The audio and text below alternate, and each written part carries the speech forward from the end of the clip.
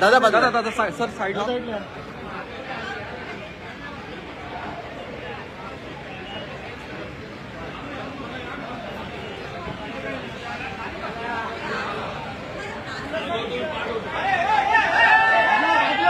बाजूला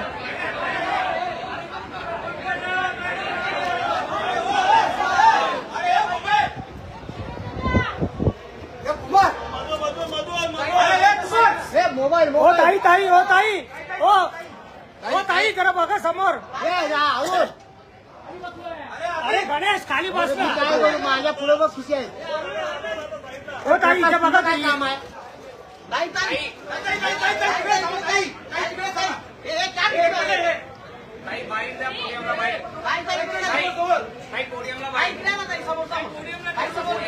ताई पोडियमला bite please.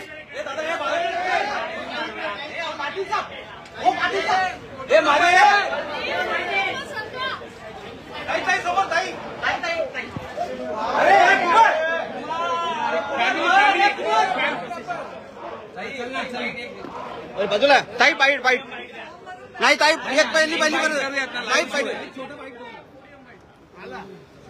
बाजूला.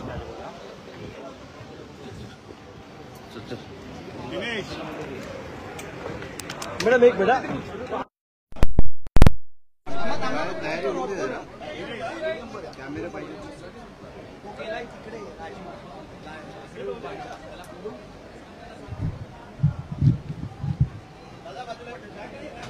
मी जाता जाता देईन फॉर्म भरून.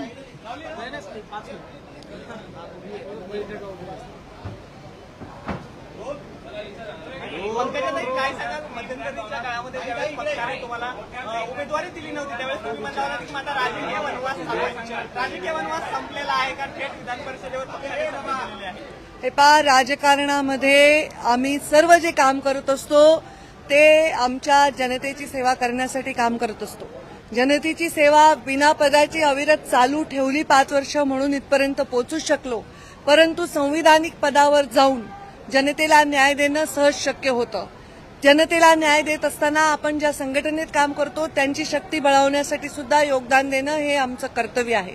आज तुमच्या सर्वांच्या माध्यमातून महाराष्ट्रातील त्या समस्त लोकांचे मी आभार मानते ज्यांची सदैव मला शुभेच्छा असायची की ताई तुम्ही कुठेतरी विधान भवनामध्ये किंवा वरती लोकसभेच्या संसदेमध्ये या.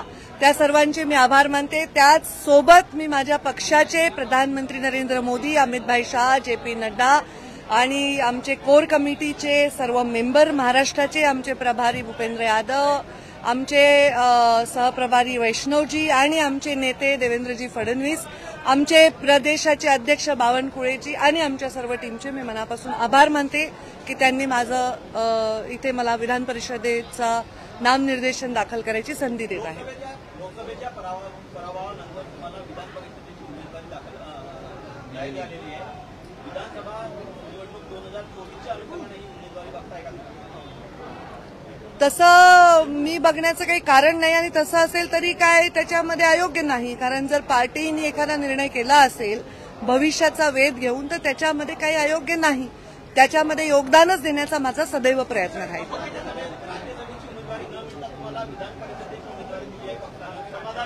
मी जास्त आनंदी आहे इथे माझ्या महाराष्ट्रात. वैद्यनाथ सहकारी साखर कारखाना पाठीमागच्या काही दिवसापासून बंद आहे. राज्य सरकारने यापूर्वी कॅबिनेटमध्ये एक प्रस्ताव 13 सहकारी साखर कारखान्यांचा पारित केला होता. काल केंद्र सरकारने NCDC मार्फत 13 सहकारी कारखान्यांना 2000 कोटीची मदत दिलेली आहे. पंकजा मुंडेवर कुठे अन्याय केला जातो का या संदर्भात काय सांगा? याच्यावर मी आता काही सांगणार नाही. आता मी स्वतः पण खूप आनंदात आहे की मला फॉर्म भरायचा आहे आणि मी त्याच गोष्टीवर फोकस करू इच्छिते. त्याच्यावर मी नंतर बोलते. मैं हिंदी में बोलती हूँ. मैं आज मेरा विधान परिषद के लिए नाम निर्देशन दाखिल करने जा रही हूँ. लोकसभा में बहुत अच्छी फाइट देने के बावजूद बहुत कम वोटों से हार मुझे का सामना करना पड़ा. मेरे पार्टी के सर्वोच्च नेताओं ने जो निर्णय लिया है मैं उनका आभार व्यक्त करती हूँ. सर्वप्रथम राष्ट्रीय अध्यक्ष जेपी नड्डा जी, हमारे नेता अमित भाई शाह, देश के नहीं पूरे दुनिया के नेता हमारे प्रधानमंत्री नरेंद्र भाई मोदी जी, हमारे राज्य के नेता देवेंद्र जी फडणवीस, हमारे प्रदेश के अध्यक्ष बावनकुळे जी, हमारे प्रभारी सह प्रभारी, हमारी कोर टीम के सारे मेंबर, मैं सबका बहुत बहुत आभार व्यक्त करती हूँ कि ये अवसर मुझे आप दे रहे हैं। मैं देखिए, नेतृत्व करना की बात है। पहले तो मैं अभी संवैधानिक पद पर जा रही हूँ बहुत बड़े एक गैप के बाद, तो मुझे मेरे राज्य में काम करने का अवसर मिला। इससे मैं ज्यादा आंतरिक खुशी मुझे महसूस हो रही है, क्योंकि चुनाव आ रहे हैं और चुनाव में कुछ योगदान संगठन के प्रति मैं दे पाऊंगी। Thank you. राहुल गांधी की स्टेटमेंट में आप किस तरह से देखने द्वारे मिळाली आहे तुम्हाला विधान परिषदेची उमेदवारी मिळालेली आहे, यामध्ये फडणवीसांचा किती वाटा आहे? ते नेते आहेत आणि तेच निर्णय घेतात, तर नक्कीच त्यांचा फार मोठा वाटा. ताई एक महत्वाचं तुम्ही आता ताई 2 मिनिट आमदार